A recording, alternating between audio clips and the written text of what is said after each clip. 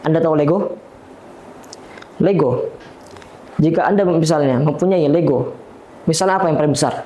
Millennium Falcon. Sahabat semua, hamparkan di tengah ruang tamu sahabat sekalian, dan sahabat sekalian menyusun Lego itu tanpa melihat buku petunjuk dan sekedar melihat gambar, misalnya melihat gambar dari kotaknya. Apakah bisa?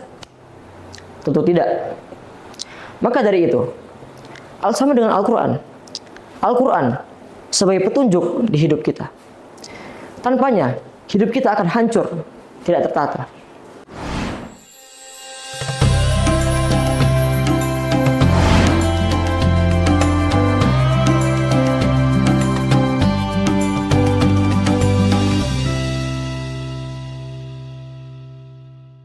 Bismillahirrahmanirrahim. Assalamualaikum warahmatullahi wabarakatuh. Alhamdulillah. Alhamdulillahilladzi anzalal qur'ana hudal linnasi wa rahmatan lil alamin. Nahmaduhu wa nasta'inuhu wa nastaghfiruh. Wa na'udzu billahi min syururi anfusina wa min sayyiati a'malina. May yahdihillahu fala mudilla lahu wa may yudlilhu fala hadiyalah. Asyhadu an la ilaha illallah wa asyhadu anna Muhammadan abduhu wa rasuluh alladzi la nabiyya wa rasula ba'da amma ba'd. Puji syukur kita curahkan, kita hadirkan kepada Allah Subhanahu wa taala, Zat yang Maha Agung, yang menurunkan Al-Qur'an sebagai petunjuk bagi umat manusia dan rahmat bagi seluruh alam. Salawat serta salam kita panjatkan kepada baginda Nabi besar Muhammad sallallahu alaihi wasallam dan kepada sahabatnya, kepada tabi'ut tabi'in hingga akhir zaman nanti. Amin. Sahabat MSA TV yang dirahmati oleh Allah Subhanahu wa taala.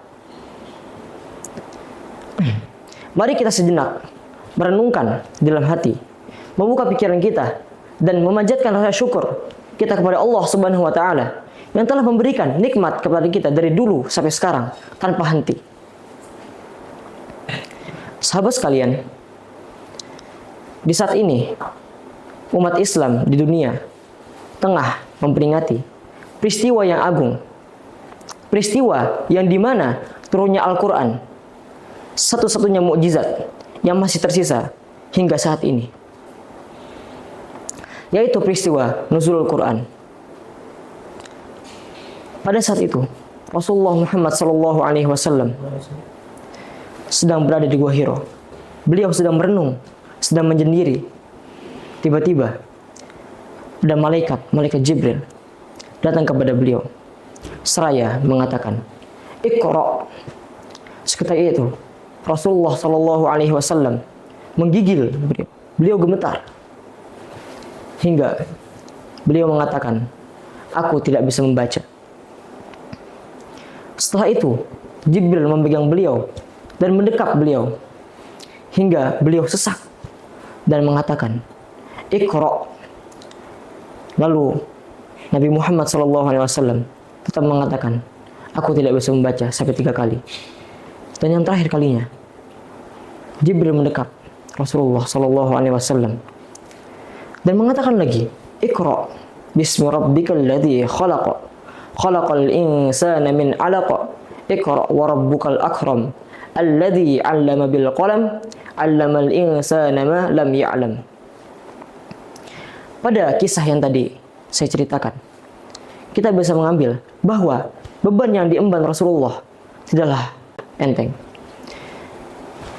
Dari sini kita bisa tahu betapa mulianya Al-Quran, mukjizat yang diturunkan.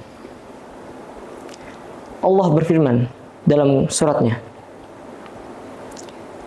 "Syahrul Ramadan alladzi unzila fihi al-Qur'an hudal linnasi wa bayyinatin minal huda wal furqan." Allah menurunkan Quran itu sebagai petunjuk. Anda tahu Lego? Lego. Jika Anda misalnya mempunyai Lego, misalnya apa yang paling besar?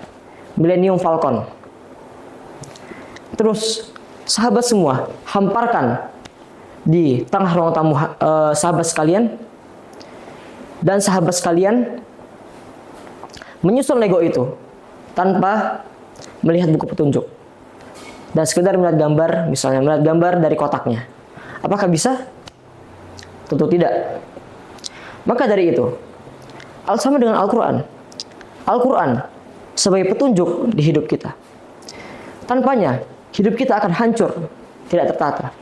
Nuzul Quran bukan hanya sekedar peristiwa sejarah, tetapi nuzul Quran itu sebagai awal mula peradaban yang dulunya adalah masa kejahiliyahan yang dipenuhi oleh zina yang merajalela, atau misalkan kesyirikan di mana-mana, dan setelah itu dinaungi oleh cahaya Quran, cahaya Islam yang mulia.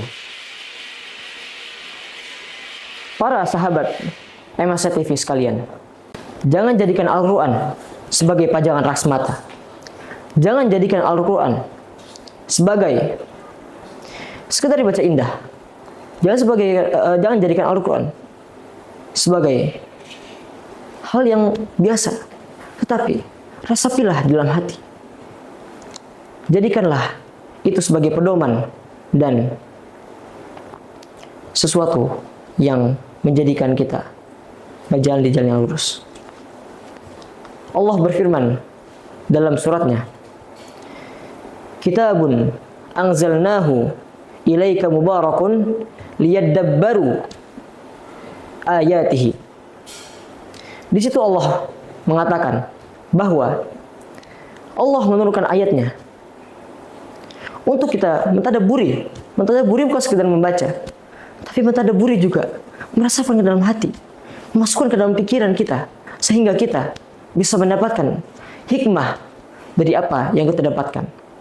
Rasulullah juga menyampaikan dalam hadisnya, khairukum man ta'allamal Qur'ana wa 'allamahu. Sebaik-baiknya kalian adalah kalian yang belajar Al-Quran dan mengajarkannya. Saya juga kutip dari